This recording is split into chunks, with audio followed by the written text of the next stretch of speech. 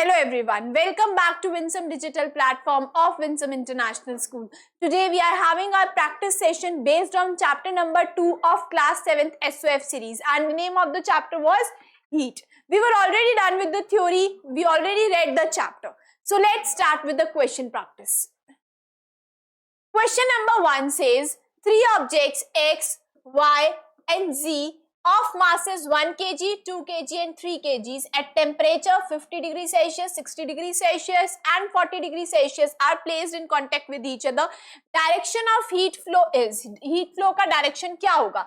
As we already know, heat flows from the higher temperature to lower temperature. So heat will flow from 60 degrees Celsius to 50 degrees Celsius to 40 degrees Celsius. This will be the direction of heat flow. Now see, 50 degrees Celsius was the temperature of object X, 60 degree was the temperature of object Y, and 40 degree was the temperature of object Z. So the direction of heat flow will be Y, X and Z.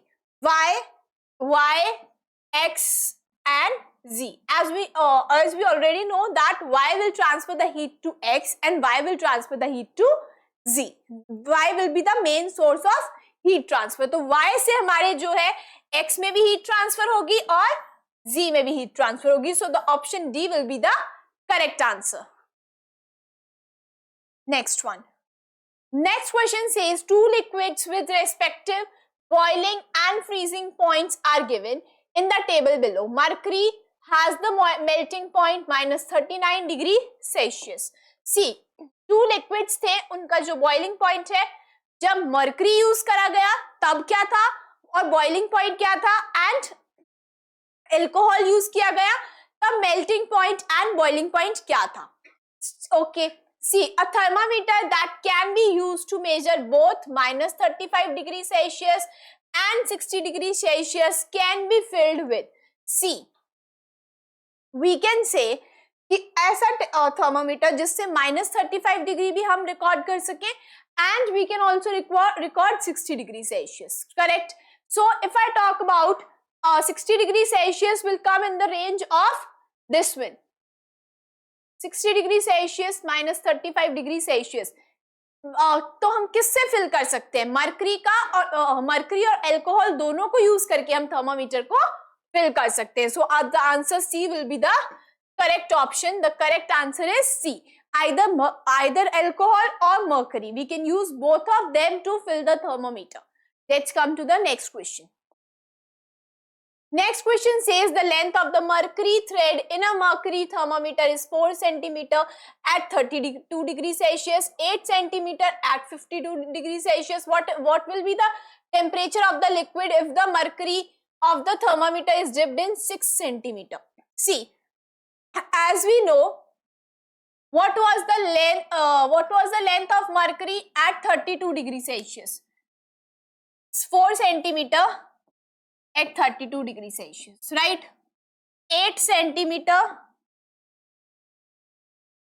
52 degree at 52 degrees Celsius. Now we have to find out for the 6 centimeter. You have to find out for the 6 centimeter.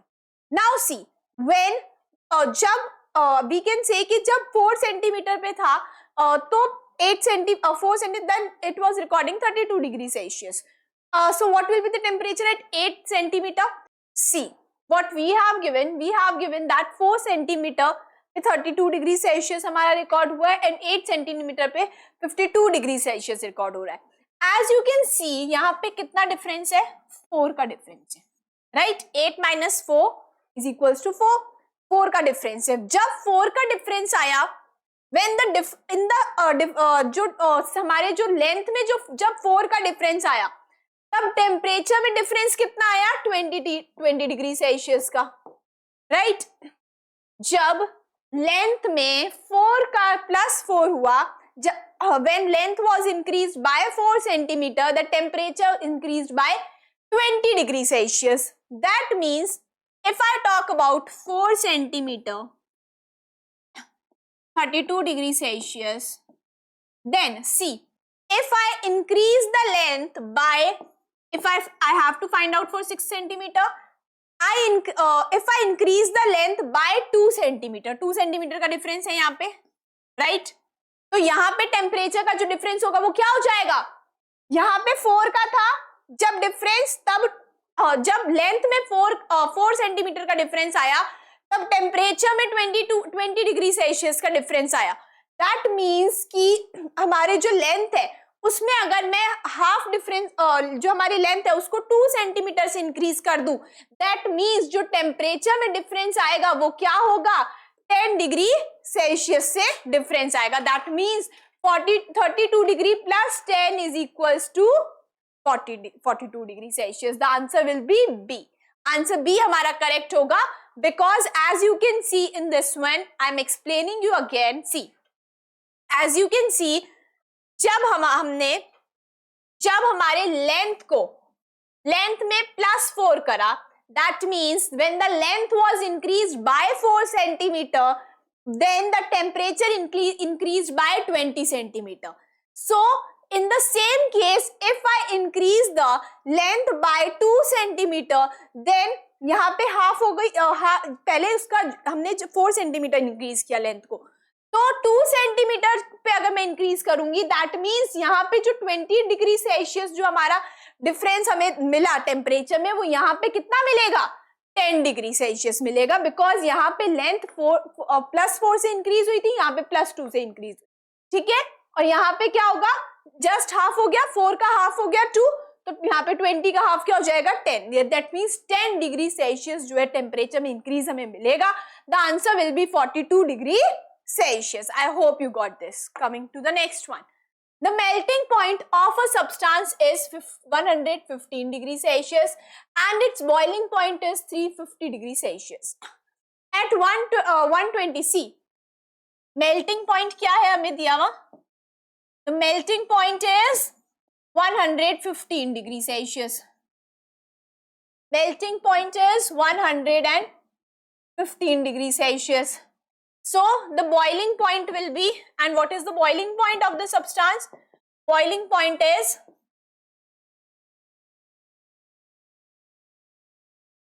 what is the boiling point? 350 degree Celsius. And we are asked in the question that at 120 degree Celsius, 120 degree Celsius पे जो हमारा substance है वो किस state में होगा? C, as you all know, melting point का मतलब होता है कि जो सब्सटेंस है वो लिक्विड में टर्न हो जाता है, right? Substance solid to liquid हो जाता है। In melting point the substance converts into liquid from solid state. Okay, now see, 115 degree was the melting point and 120 degree is near 115 degree Celsius.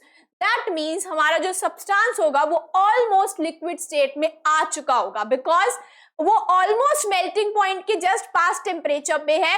That means हमारा substance almost liquid state पर आ चुका होगा and the answer will be liquid state, because difference ज्यादा नहीं है। Melting point का मतलब होता है, melting point is the temperature at which a substance converts into liquid from solid state, and 120 degree पर तो हमें पूछा ही है। दैट मीन्स कि 115 पर अगर वो पूरा लिक्विड में कन्वर्ट हो जाएगा तो 120 डिग्री इज नॉट सो फार, ज्यादा दूर नहीं होगा, मतलब ज्यादा जो है टेम्परेचर डिफरेंस नहीं है मेल्टिंग पॉइंट से। मेल्टिंग पॉइंट से 5 डिग्री सेल्सियस ज्यादा है बस। That means वो हमारा जो सब्सटेंस है वो लिक्विड स्टेट में ऑलमोस्ट आ चुका होगा। We will say the substance will be in liquid state at 120 degree Celsius. Now, coming to the next one. So, coming to the next question, a substance is supplied with heat energy and a graph is plotted between the temperature variation and the heat supplied. The substance is undergoing change of state between the points. We are asked कि कौन से points पे हमारा substance जो है वो जो है it will undergo change of state. Now see, if you remember from the graph, आपको अगर याद होगा तो यहाँ पे हम बोलते हैं कि सॉलिड स्टेट होती है, राइट? ये वाली जो हमारी लाइंस होती है the lines which I am marking from red color, those lines, those points signify the change of state. ये वाली जो lines होती है हमारी, ये किसको signify करती है? They signify the change of state, right? Here we say that it is in liquid state. यहाँ पे this line is for solid state. This line shows its liquid state, and this line shows its gaseous, right? And the lines which I am marking from red color shows the change of state. तो कौन से point पे जो है हमारा change of state हमें दिखा? Q, R and S T. Q, R, yes. S T, yes. R S, no. R S पे तो हमें क्या दिखेगा? लिक्विड स्टेट होगी उसकी, चेंज ऑफ स्टेट नहीं होगी. It will remain in the liquid state. Q, R, S T, correct. Change of state इन्हीं पॉइंट्स पे होगा. We can say answer is D because both A and B are correct. Let's come to the next question.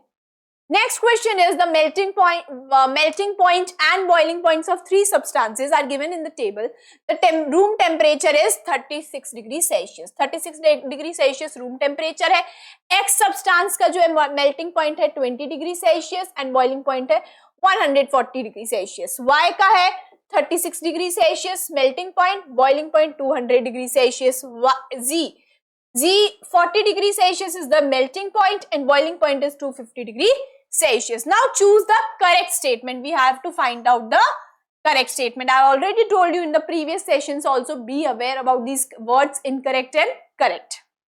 We are asked about the correct statement. Substance X will be in liquid state at room temperature. X substance, we know melting point means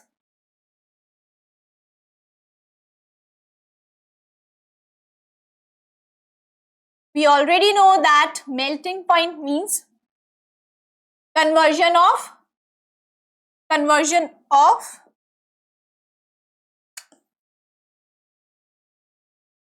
see, we already know that melting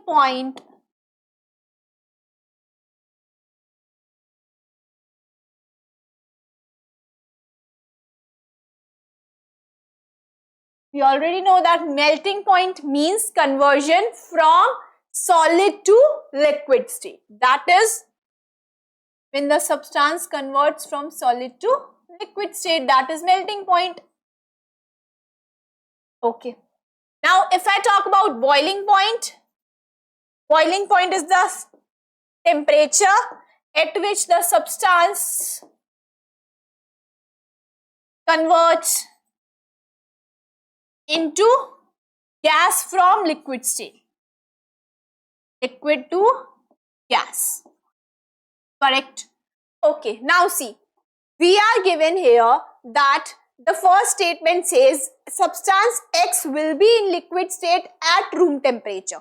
Liquid state में होगा substance जो है room temperature पे. We can see that melting point जो है उसका melting point is the melting point है 35 degree Celsius, 36 degree Celsius पे बात हो रही है. 20 degree Celsius melting point था उसका, melt होना start हो जाएगा. ओके तो यहाँ पे जो कन्वर्ट हो जाएगा लिक्विड में, करेक्ट, 20 डिग्री सेल्सियस पे वो कन्वर्ट हो गया लिक्विड में. अब क्या होगा, 36 डिग्री सेल्सियस पे वो लिक्विड में ही रहेगा. बॉइलिंग पॉइंट उसका आएगा 140 डिग्री सेल्सियस पे. 140 डिग्री सेल्सियस पे क्या होगा, जो सब्सटेंस है हमारा वो गैस स्टेट में कन्वर्ट होने लग जाएगा, उसके वेपर्स बनने लग जाएंगे, बॉइल होना स्टार्ट हो जाएगा. We can say that yes, हमारा जो सब्सटेंस X है वो रूम टेम्परेचर हमें क्या दिया था, 36 डिग्री सेल्सियस दिया था. तो हमारा जो सब्सटेंस X है वो रूम टेम्परेचर पे 36 डिग्री सेल्सियस पे लिक्विड स्टेट में ही रहेगा, बिकॉज 20 डिग्री सेल्सियस पे वो लिक्विड में कन्वर्ट हो गया, मेल्टिंग पॉइंट था उसका. 36 डिग्री सेल्सियस पे वो लिक्विड स्टेट में ही रहेगा. 140 डिग्री सेल्सियस पे वो वेपर्स में कन्वर्ट, गैस में कन्वर्ट होना स्टार्ट हो जाएगा. So we can say this is the correct statement. Now see, the solid and liquid state of the substance Y coexist at room temperature. जो solid और liquid state है Y की solid और liquid state हमें दोनों देखने के लिए मिलेगी रूम टेम्परेचर पे. Room temperature again that is 36 degree Celsius. Let's see Y की मेल्टिंग पॉइंट क्या है 36 डिग्री सेल्सियस. Y जो है सॉलिड से लिक्विड में कन्वर्ट होना स्टार्ट हो जाएगा. दैट मीन्स 36 डिग्री हमारा रूम टेम्परेचर है, 36 डिग्री ही उसका मेल्टिंग पॉइंट है. मेल्टिंग पॉइंट क्या होता है सॉलिड से लिक्विड में कन्वर्जन. तो वो कन्वर्ट हो रहा होगा, सॉलिड में भी होगा लिक्विड में भी होगा, तो हम दोनों स्टेट में उसको देख सकते हैं. Yes correct statement. Substance G will be in solid state at room temperature. Room temperature हमारा क्या है 36 degree Celsius. Again substance G हमारा जो है सॉलिड स्टेट में होगा 36. सब्सटेंस G जो है सॉलिड स्टेट में होगा रूम टेम्परेचर. रूम टेम्परेचर है 36 डिग्री सेल्सियस. वी कैन से कि मेल्टिंग पॉइंट उसका 40 डिग्री सेल्सियस है. दैट मीन्स वो अभी तो 36 डिग्री सेल्सियस पे वो सॉलिड स्टेट में ही होगा. 40 डिग्री सेल्सियस पे सब्सटेंस G जो हमारा है वो लिक्विड स्टेट में कन्वर्ट होना स्टार्ट होगा. That this is also correct statement. Now C substance X undergoes vaporization at the temperature of 140 degree Celsius. We can say 140 degree Celsius substance X का 140 degree Celsius ही boiling point है. boiling point में क्या होता है liquid से gas बनने लग जाती है. Gas that is vapours. This is the correct statement कि 140 डिग्री पे उसका क्या होगा वो लिक्विड से गैस स्टेट में कन्वर्ट होने लग जाएगा. तो हमारा जो सब्सटेंस X था उसका बॉइलिंग पॉइंट क्या है 140 डिग्री सेल्सियस है उसका बॉइलिंग पॉइंट. और बॉइलिंग पॉइंट पे क्या होता है लिक्विड से गैस में कन्वर्ट होने लग जाता है substance. That means 140 degree Celsius पे X सब्सटेंस के वेपर्स बनने स्टार्ट हो जाएंगे. This is also correct statement. So all the statements are correct here. What will be the answer? All of these. All the statements are correct. So answer is D option. Let's come to the next question. Next question. A substance having a room temperature of 60 degrees Celsius is immersed in water which is at a temperature of 30 degrees Celsius.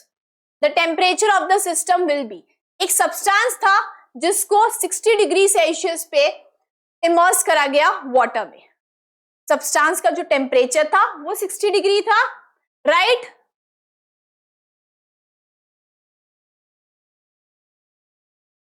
Temperature of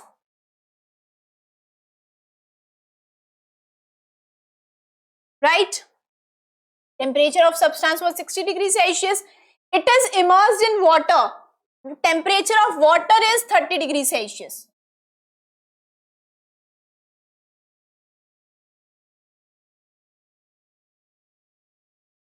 Now, as we know, the heat flows from higher temperature to the lower temperature. That means heat ऐसे flow होगी.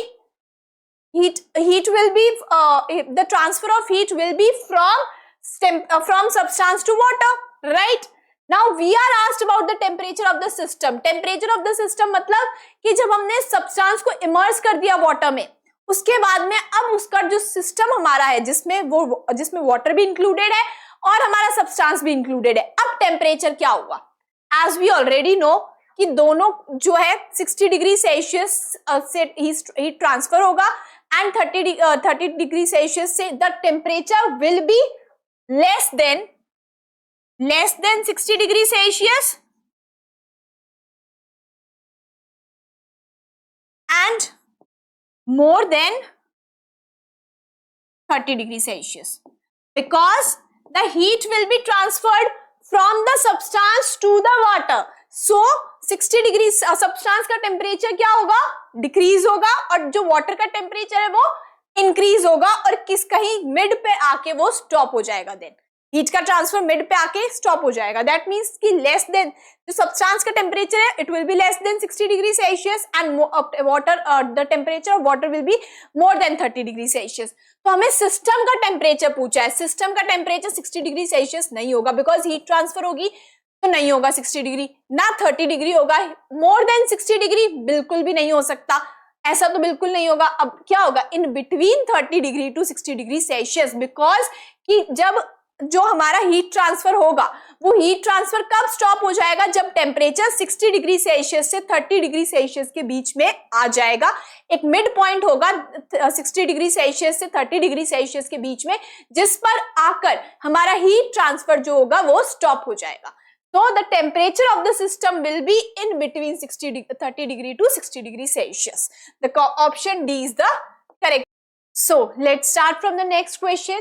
Next question says a iron cube of 45 degrees Celsius is immersed in a vessel containing water at 300 Kelvin. Then the heat will be transferred from. तो heat का transfer हमें बताना है. So पहले heat का transfer पता लगाने के लिए we have to convert the temperature of so we have to convert the temperature of ice cube in Kelvin. We have to find that. So to convert the temperature in Kelvin, we add this is the 45 degrees Celsius is the temperature of ice cube, right? Let's convert it into Kelvin first. 45 plus 273.15 Kelvin, right, is equal to, what will be the answer?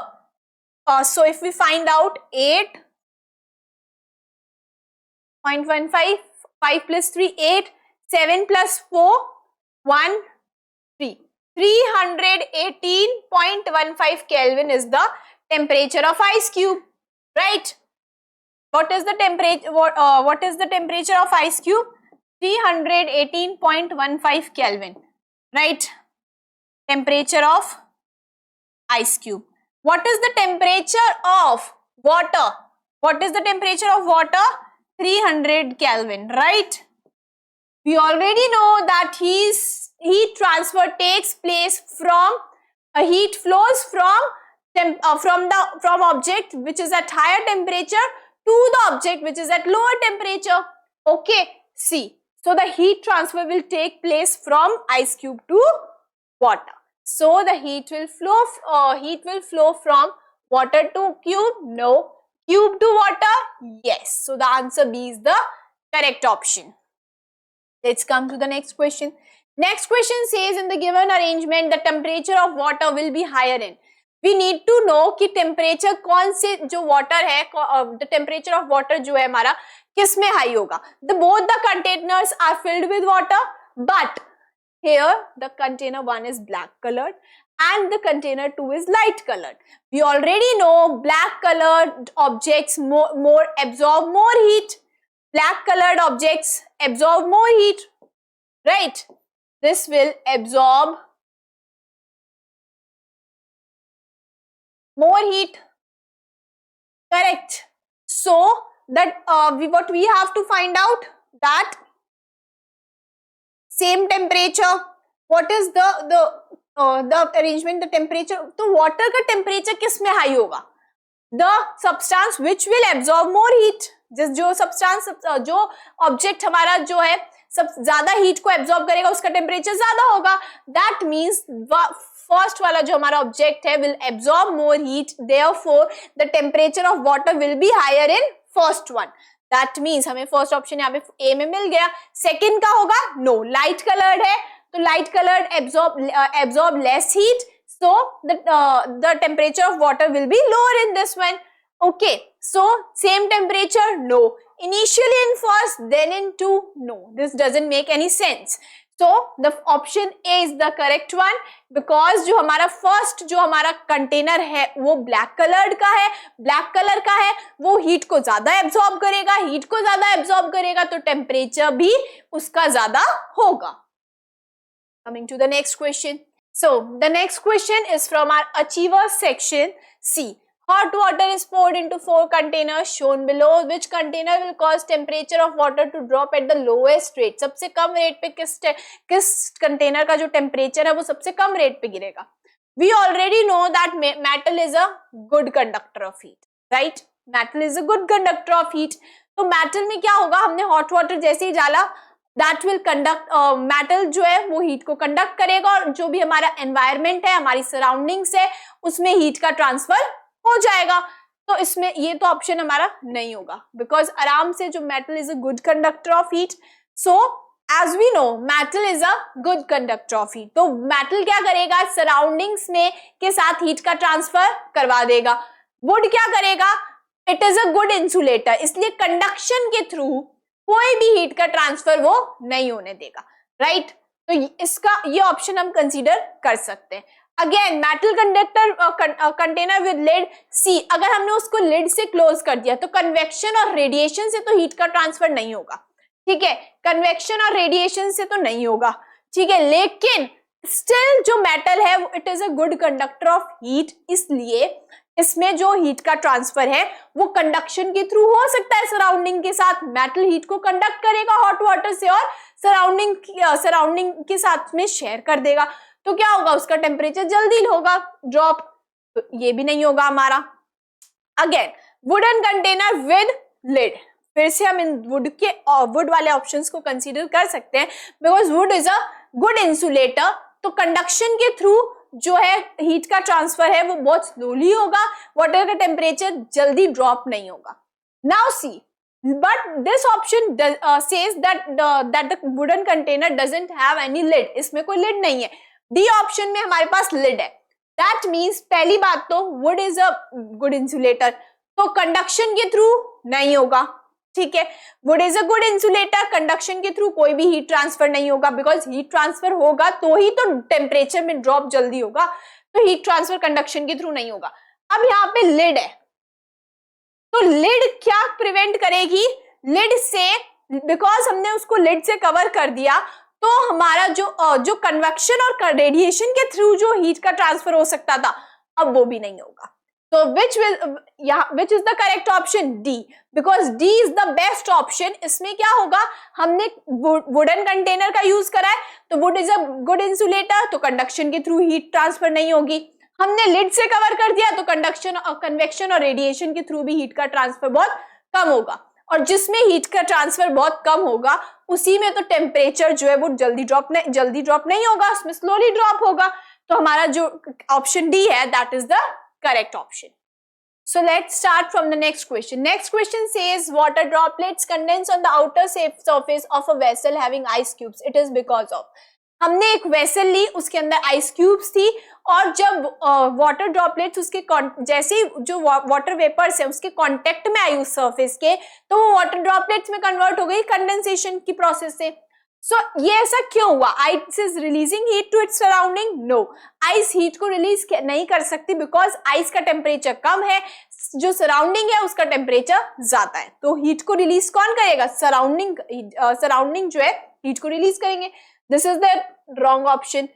Ice absorbing heat from its surrounding. Yes, ice जो है वो surrounding से आसपास से heat को absorb कर रही है, इसलिए क्या हो रहा है, आइस जो है वो आइस क्यूब्स जो है वो कुछ देर में वाटर में कन्वर्ट हो जाएंगे। It is absorbing heat from the surrounding, ice converting to water, ice जो है वाटर में कन्वर्ट हो रहा है। This is not the best option we can say, ये होगा आइस जो है वाटर कन्वर्ट होगी, लेकिन after some time this will happen, so this is not the best option.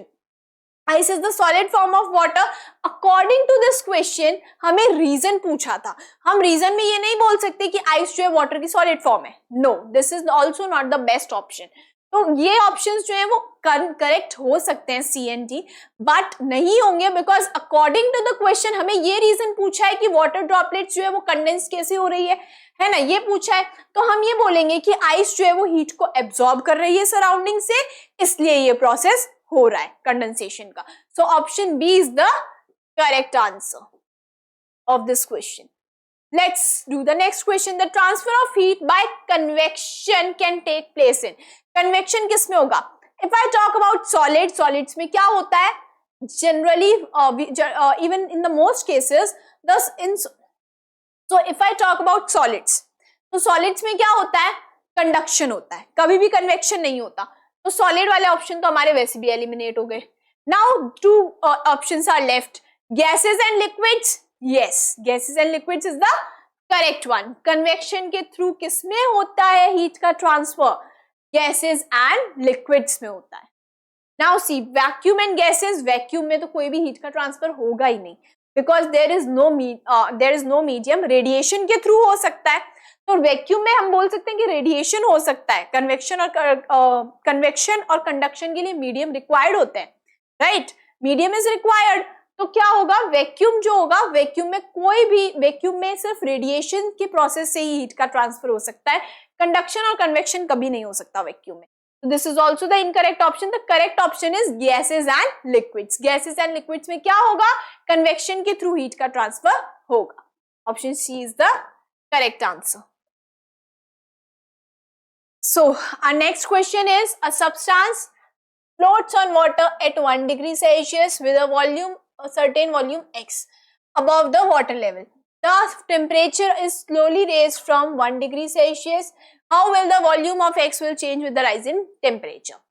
We have already given that the substance was floating on water. So we already know that on 4 degrees Celsius, the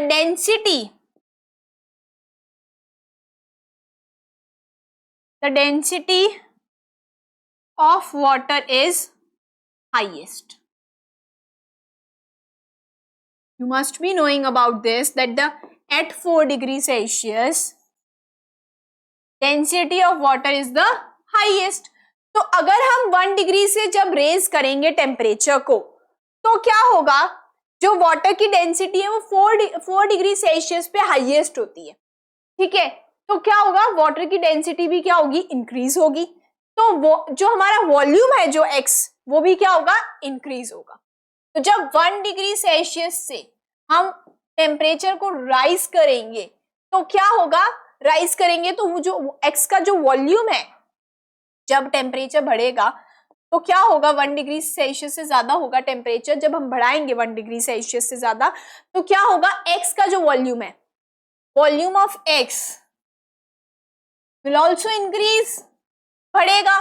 लेकिन जैसे ही 4 degree Celsius पे आ जाएगा तो क्या होगा, अब 4 degree Celsius से ज्यादा अगर हम बढ़ाएंगे, बिकॉज 4 डिग्री सेल्सियस पे वाटर की जो डेंसिटी है वो हाईएस्ट होगी.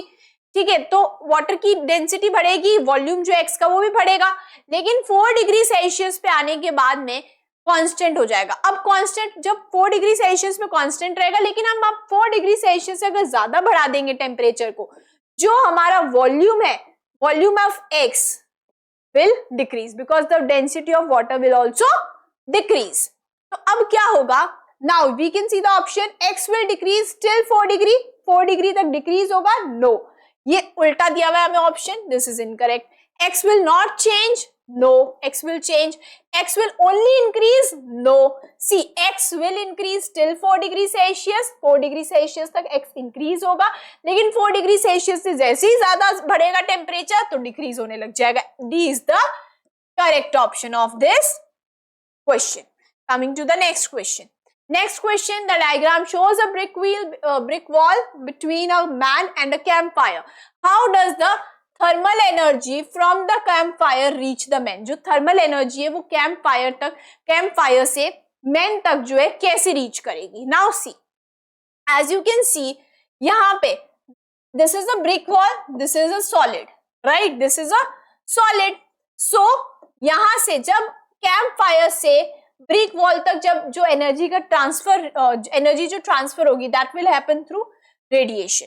रेडिएशन से ब्रिक वॉल से कहां तक, because there is no medium, so the energy will transfer from fire to the brick wall through radiation.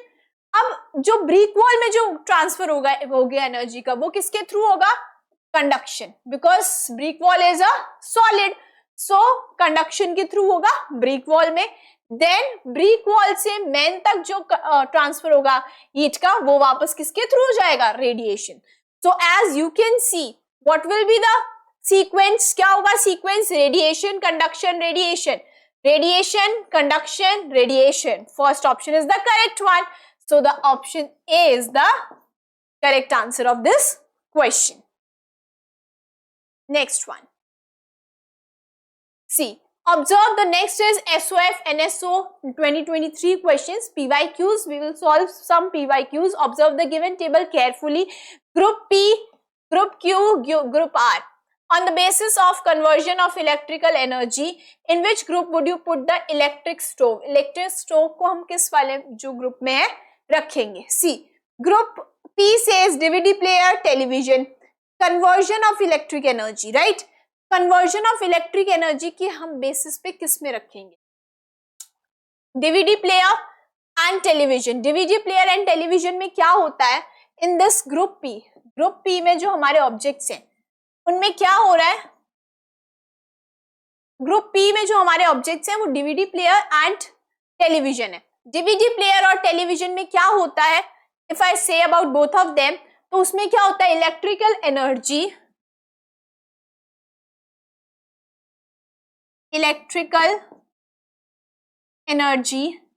is converted into sound energy, right? Sound energy में convert होते हैं दोनों में, right? And the next one is group Q. Group Q की मैं बात करूंगी, then electrical energy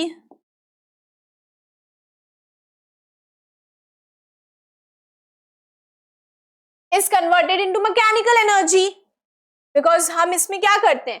blender और मिक्सर का यूज किस में करते हैं? ग्राइंडिंग में, मिक्सिंग में, है ना? तो इनमें यूज करते हैं, तो मैकेनिकल एनर्जी में कन्वर्ट हो रहा है।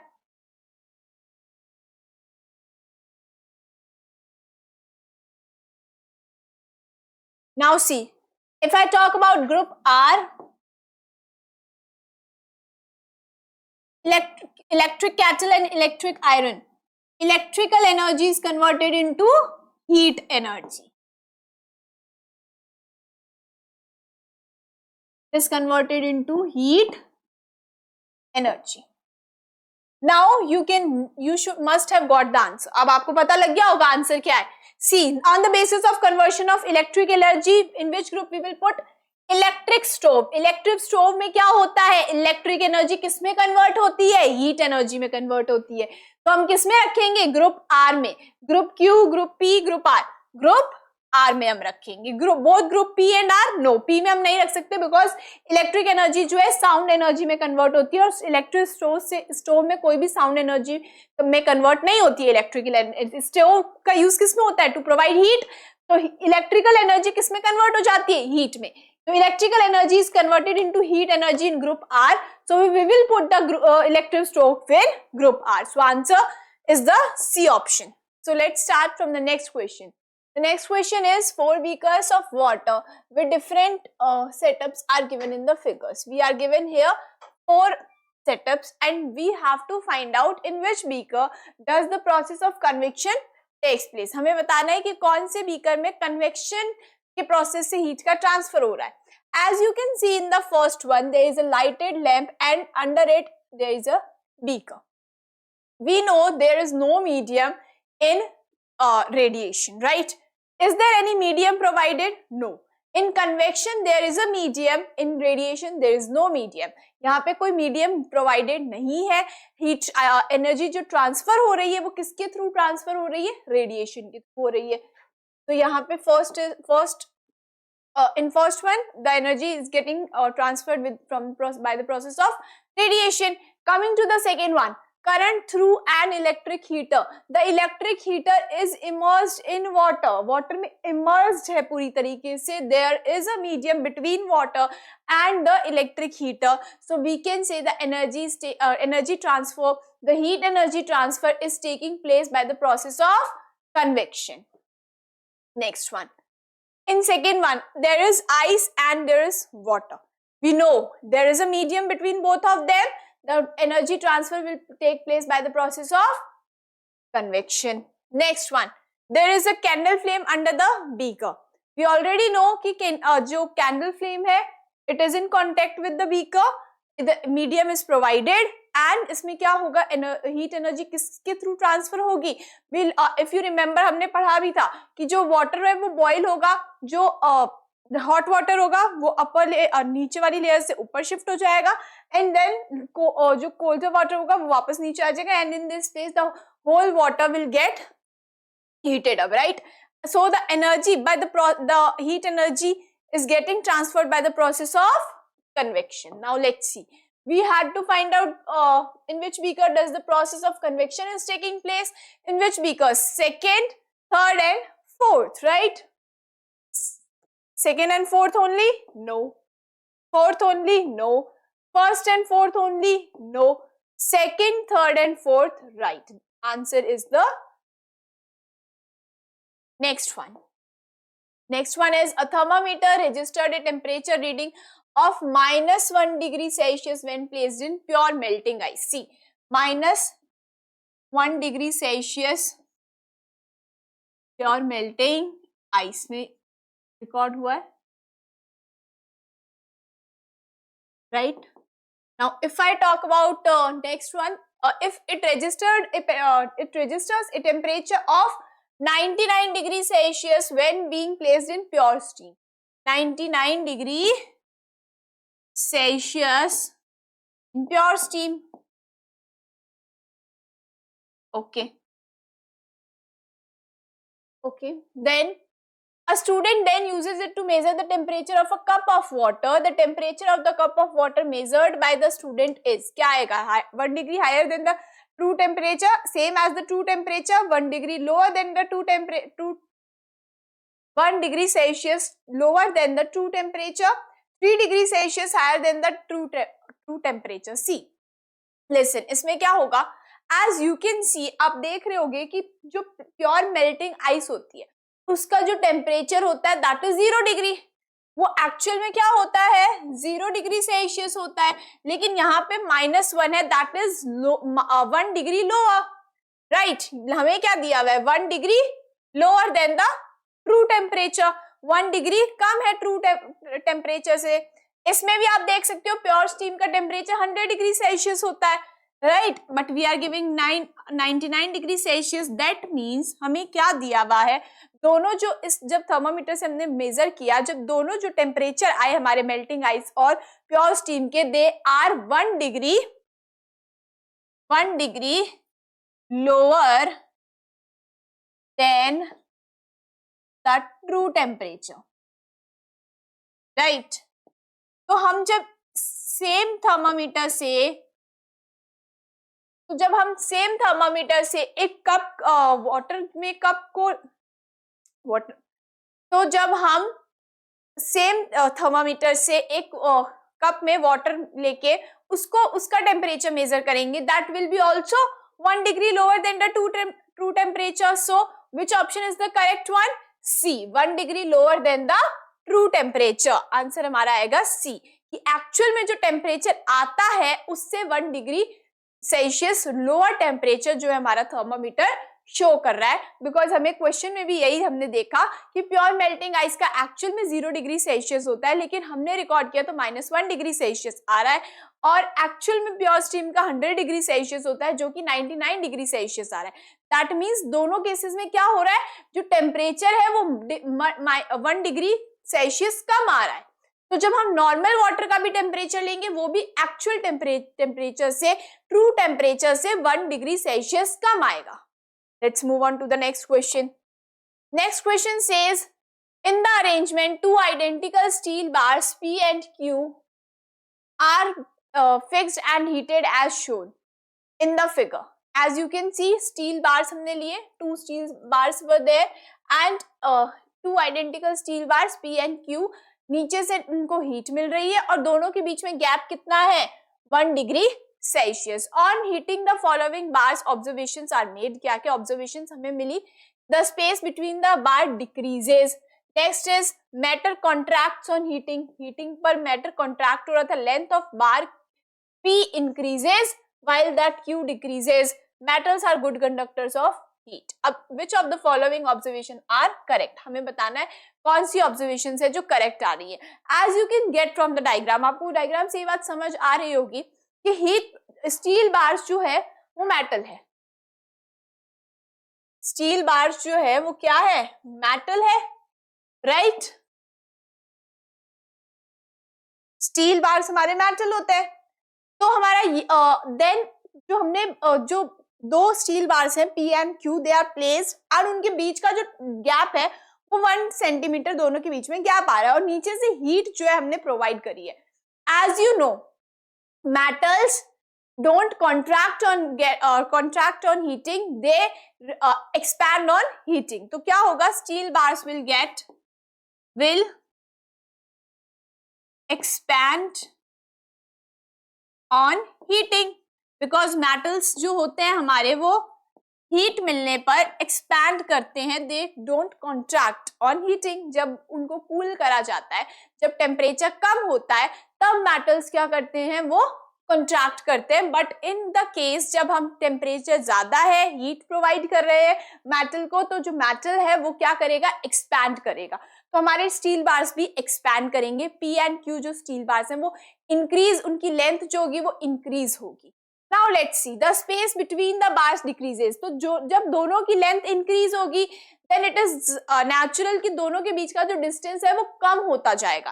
Correct statement. Next, matter contracts on heating? No, matter always expand on heating. Matter जो हमें पी एंड क्यू जो बार्स दिए वो मेटल के हैं, वो क्या होंगे, कॉन्ट्रैक्ट नहीं होंगे।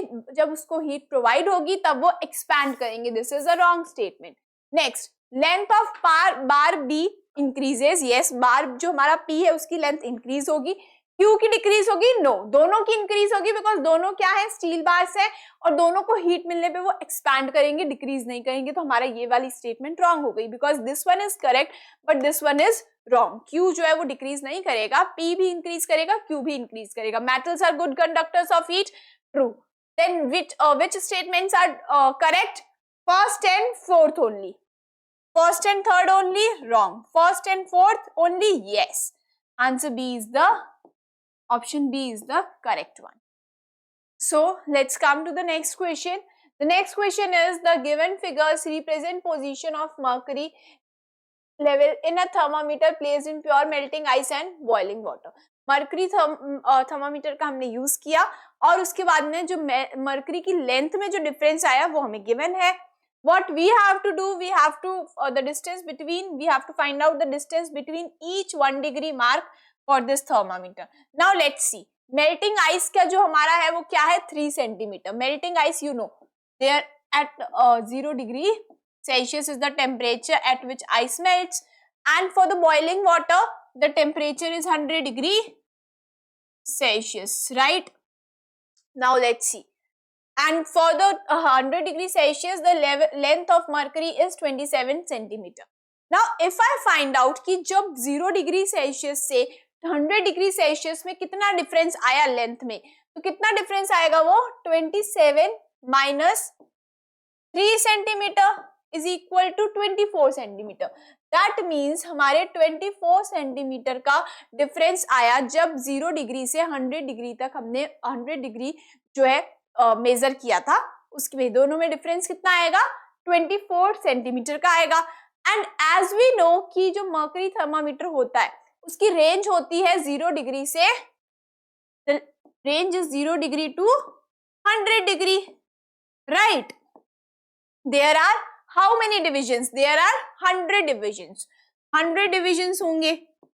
Now we have to find the difference of length, that how much length will increase on one division, एक डिवीजन पे, यानी कि 1 डिग्री सेल्सियस पे कितनी लेंथ में इंक्रीज होगा। So let's divide it, 24 divided by 100 is equals to 0.24 centimeter will be the answer कि हर distance between each 1 degree mark for this centimetre, यानी 1 डिग्री सेल्सियस जो मार्क आएगा, जो 1 डिवीजन में जितना जो इंक्रीज होगा लेंथ में, वो क्या होगा, 0.24 सेंटीमीटर का इंक्रीज आएगा अगर हम टेम्परेचर को 1 डिग्री से बढ़ाते जाएंगे। 0 डिग्री से 1 डिग्री करेंगे तो 0.24 सेंटीमीटर बढ़ेगी लेंथ, फिर 1 डिग्री से 2 डिग्री सेल्सियस टेम्परेचर बढ़ाएंगे तो और 0.24 सेंटीमीटर जो है बढ़ जाएगी। ऐसे जो इंक्रीज आ रहा है हर डिग्री पर 1 डिग्री सेल्सियस पे इतना जो है लेंथ में डिफरेंस आएगा। So the answer will be C of this question. Next one, next is there are 2 beakers X and Y with different amounts of water. These are heated till water in each beaker gets boiled. On the basis of this process, which of the following statement is correct? हमें बताना है statement कौन C correct है। We can सी, हमें 2 beakers दिए हुए X and Y, दोनों में डिफरेंट अमाउंट ऑफ वाटर है, दोनों का जो अमाउंट ऑफ वाटर है X में कम है, Y में ज्यादा है। हमें बताना है कौन सी स्टेटमेंट जो है वो करेक्ट है। Now see, so the option 1 is the water in beaker Y gets boiled at higher temperature than in X. इसमें ऐसा कुछ भी नहीं दिया हुआ है कि हमें ऐसा क्वेश्चन में कुछ भी मेंशन नहीं है कि दोनों जो वाटर है उनको हम डिफरेंट टेम्परेचर की हीट प्रोवाइड कर रहे हैं, ऐसा कुछ भी मेंशन नहीं है. We can see in the figure कि दोनों बीकर्स में अमाउंट ऑफ वाटर तो अलग अलग है, लेकिन ऐसा कुछ भी नहीं है कि दोनों में बीकर Y और X जो है उन दोनों को हीट जो हमने प्रोवाइड करी है वो भी डिफरेंट अमाउंट की हीट प्रोवाइड करी है, ऐसा कुछ भी मेंशन नहीं है हमारे क्वेश्चन में. तो this will be the wrong statement according to the question. The time taken to heat the water in two beakers is different. जो टाइम हमने दोनों बीकर्स में जो हीट करने का जो द वाटर जो बॉइल करने का जो टाइम लगेगा वो दोनों में डिफरेंट होगा. यस, बिकॉज जो हमारा बीकर X है, as you can see in the diagram, इसमें वाटर जो अमाउंट ऑफ वाटर है वो कम है तो ये जल्दी बॉइल हो जाएगा. And if I talk about beaker Y तो इसमें अमाउंट ऑफ वाटर ज्यादा है इन कंपैरिजन टू X, ये ज्यादा टाइम लेगा बॉइल होने में. तो दोनों जो बीकर्स है वो दोनों अलग अलग टाइम लेंगे वाटर बॉइल होने में. So the time taken to heat the water in two beakers is different. Yes, correct, because the amount of water is also different in both of them. If left at room temperature, the water in beaker Y will reach at room temperature first. No, amount of water दोनों में different है and जो हमारा beaker X है उसमें amount of water कम है तो वो जल्दी room temperature पे आएगा rather than बीकर Y. जो बीकर Y है उसमें अमाउंट ऑफ वाटर ज्यादा है तो उसको रूम टेम्परेचर पे आने में भी ज्यादा टाइम लगेगा. This is also wrong statement. We had to find out the correct statement. Now let's see third only. No, third is a wrong statement. Second only, yes, second is the statement second is only the correct one. Okay, तो हमारे जो statement second है सिर्फ वही correct है and answer of this question is B option. So let's come to the next question. Next question is the mercury in glass thermometer is shown in the given figure. The distance between -20 degrees Celsius mark and 120 degrees Celsius mark is 40 centimeter. As you can see in the diagram also, दोनों में difference कितना आ रहा है? 40 centimeter का difference आ रहा है. If the mercury thread reaches 32 centimeter away from the -20 centigrade -20 Celsius, then what is the temperature that thermometer indicates? Now see, अगर मैं count करूं that what is the difference between -20 degrees Celsius and 20 degrees Celsius, then what is the difference between both of them? 120 degrees Celsius, it is 140 degree Celsius. That means number of divisions भी हमारे कितने होंगे? 140 होंगे. अगर मैं 1 degree Celsius में कितना difference आ रहा है लेंथ में ये निकाल लूं, like if I count this one, that is see, तो दोनों में डिफरेंस कितना आ रहा है? 140 डिग्री सेल्सियस का आ रहा है. नाउ दोनों में यहाँ पे कितना लेंथ का कितना डिफरेंस आ रहा है? 40 सेंटीमीटर आ रहा है. तो इफ आई फाइंड आउट कि दोनों में नंबर ऑफ डिविजन से मैं अगर डिवाइड कर दूं, जो लेंथ है हमारी 40 सेंटीमीटर उसको नंबर ऑफ डिविजन से अगर मैं डिवाइड कर दूं, then what will be this, ये क्या निकलेगा हमारा? That the increase in length on increasing 1 degree Celsius temperature. जब हम 1 डिग्री सेल्सियस टेम्परेचर बढ़ाएंगे तो हमारा कितना, वो 1 डिग्री सेल्सियस बढ़ाएंगे तो हमारा कितना लेंथ में डिफरेंस आएगा वो ये इंडिकेट कर रहा है. Now C, what I will do is 140 degree Celsius upon 140 degree Celsius को अगर मैं मल्टीप्लाई करूंगी, जो टेम्परेचर है हमारा, जो भी टेम्परेचर हमारा आएगा जो हमें फाइंड आउट करना है x, ठीक है, वो कितना इक्वल होगा, उसकी लेंथ कितनी होगी? 32 सेंटीमीटर होगी. Right, we have to find out the x. हमें x ही तो निकालना है. x क्या इंडिकेट करेगा कि कौन से टेम्परेचर पे हमारी जो लेंथ है मर्करी की वो 32 सेंटीमीटर होगी. Now see, let's find out the x. x is equals to 32 into 140 upon 40. Right, zero से जीरो कटेगा. देन इन 4 8 जा 32 एंड 14 8 जा इज 92 डिग्री सेल्सियस. हमारा आंसर आ गया. 92 डिग्री सेल्सियस जब हम जब 92 डिग्री सेल्सियस पर जो हमारा टेम्परेचर शो करेगा, जब मरकरी की लेंथ जो होगी वो क्या होगी, 32 सेंटीमीटर होगी. सो the answer is D, 92 degree Celsius. I hope you got this one. So let's come to the next question. Next question says 3 flasks each containing different liquid are cooled in a basin of cold water. In the beginning of the experiment, 3 liquids are at same level in the glass tubes. However, upon cooling, each liquid falls to a different level shown in the figure. As we know, जब भी हम matter को cool करेंगे, on cooling, the matter gets contract.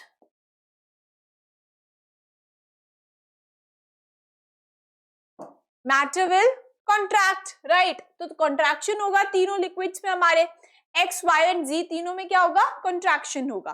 From the results of the experiment we can conclude that, हम क्या conclude कर सकते हैं. Now see, liquid X contracts more than Y. As you can see in the level also, level में क्या हो रहा है, एक्स वाला सबसे ज्यादा कॉन्ट्रैक्ट हुआ है. यू कैन सी जो एक्स वाला जो हमारा लिक्विड है वो सबसे ज्यादा उसमें कॉन्ट्रैक्शन हुआ है, सबसे कम किसमें हुआ है, वाई में, then G and then X. सबसे ज्यादा किसमें हुआ है, एक्स में. तो एक्स जो है लिक्विड वाई से भी ज्यादा कॉन्ट्रैक्ट हुआ. Correct statement. Liquid Y does not contract as much as G. Liquid Y सबसे कम कॉन्ट्रैक्शन शो कर रहा है, इसलिए हम बोल सकते हैं कि लिक्विड वाई जो है वो जी जो लिक्विड है हमारा उससे कम हुआ है contract. Yes, this is also correct statement. Now see, liquid G contracts less than liquid X. Liquid X सबसे ज्यादा कॉन्ट्रैक्ट हुआ है और हम बोल सकते हैं कि लिक्विड जी जो हमारा है वो एक्स से कम कॉन्ट्रैक्शन शो किया उसने. Correct statement. तो हम तीनों जो है ऑब्जर्वेशंस हम ये कंक्लूड कर सकते हैं कि तीनों ऑब्जर्वेशंस करेक्ट है. Which will be the correct one, first only, no. Second and third only, no. First and third only, no.